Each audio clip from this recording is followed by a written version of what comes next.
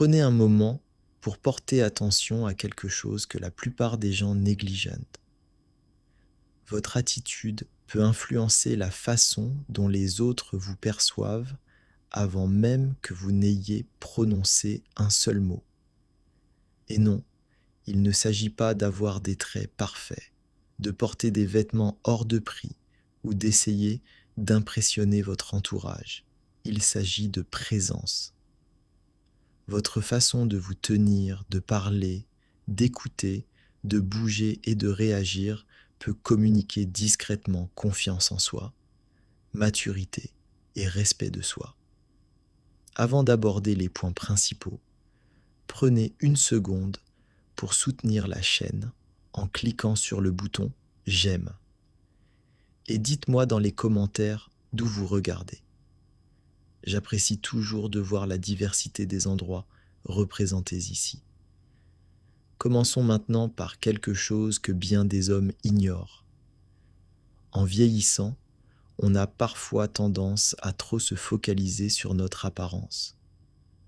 On remarque chaque cheveu gris, chaque changement de notre corps et chaque petit détail qu'on pense que les autres pourraient remarquer. Mais les gens ne vous voient pas comme un ensemble de défauts.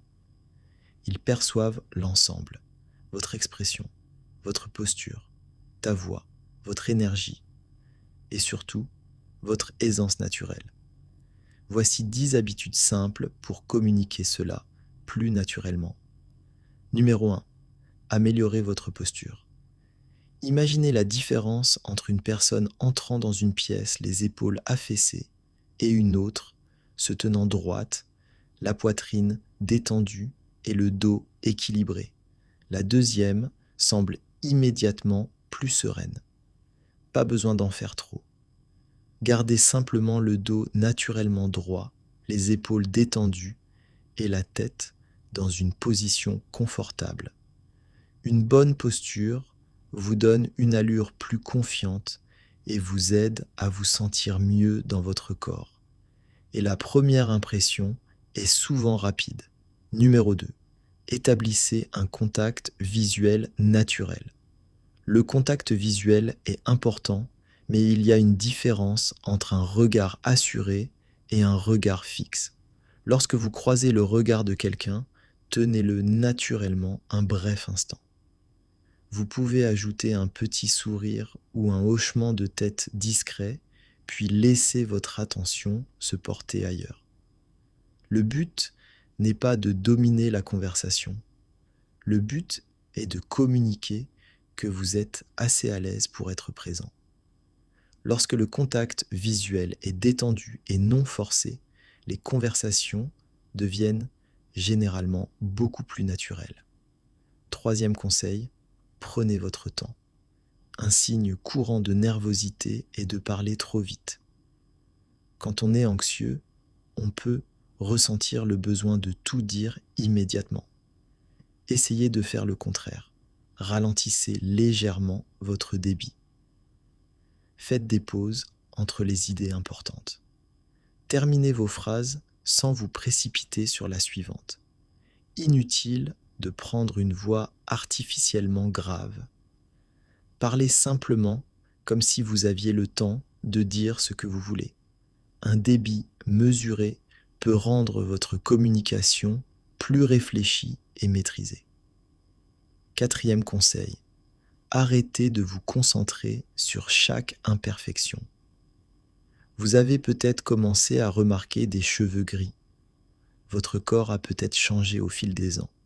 Peut-être cherchez-vous constamment à corriger un détail de votre apparence. Mais n'oubliez pas, la plupart des gens ne vous analysent pas d'aussi près que vous vous analysez vous-même. Lorsque vous ajustez constamment vos vêtements ou que vous vérifiez que tout est parfait, votre attention se détourne de la conversation. Concentrez-vous plutôt sur votre confort. Prenez soin de vous, habillez-vous bien et prenez soin de votre apparence. Mais ne transformez pas chaque interaction en une inspection de votre physique. La confiance en soi, s'acquiert plus facilement lorsqu'on cesse de considérer chaque imperfection comme un problème à dissimuler. Cinquième conseil, apprenez à apprécier les silences. Un moment de silence n'est pas nécessairement synonyme de problème. Pourtant, plusieurs cherchent immédiatement à combler le silence. Ils ajoutent une explication. Ils racontent une autre histoire. Ils commencent à parler simplement parce que le silence les rend mal à l'aise. Vous n'êtes pas obligé de faire cela. Si vous avez terminé votre intervention, laissez le temps à votre interlocuteur de répondre. Écoutez, observez, laissez la conversation se dérouler naturellement. Être à l'aise avec une courte pause peut vous donner une apparence plus sereine, car vous ne cherchez pas constamment l'approbation de votre interlocuteur. Sixième conseil, ralentissez vos mouvements. Faites attention à vos mouvements quand vous êtes nerveux. Vous avez tendance à tapoter du doigt, à vérifier constamment votre téléphone, à passer rapidement d'une chose à l'autre ou à regarder autour de vous pendant qu'on vous parle. Ces petites habitudes peuvent vous faire paraître distrait. Essayez plutôt d'être attentif et posé. Quand vous vous asseyez, prenez votre temps. Quand tu prends quelque chose, fais un mouvement naturel. Quand quelqu'un parle, concentrez-vous sur lui. Il ne s'agit pas de bouger anormalement lentement. Il s'agit simplement d'éviter les précipitations inutiles. Être pleinement présent est l'un des moyens les plus simples de rendre une interaction plus agréable. Septième conseil, adoptez une posture ouverte. Votre posture peut influencer l'ambiance d'une conversation. Il n'est pas nécessaire de se tenir directement face à quelqu'un, tout le corps tourné vers lui. Une position légèrement oblique suffit.